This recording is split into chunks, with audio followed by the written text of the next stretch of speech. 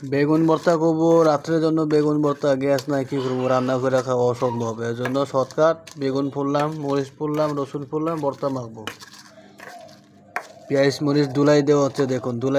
দুলাই খালের দিয়ে দুলাই দেওয়া হচ্ছে, দেখুন। হ্যামার দিয়ে দুলাই দিচ্ছে পেঁয়াজ মরিচ রসুন।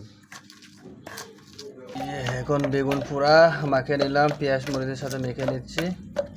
এরপরে যে সরিষা তেল এখানে আছে অল্প দিয়ে দেব।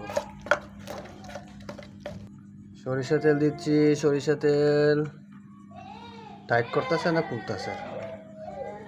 হ্যাঁ, সবগুলো দিয়ে দেওয়া। তেল নাই, অল্প জানিয়ে ছেড়ে চলবে।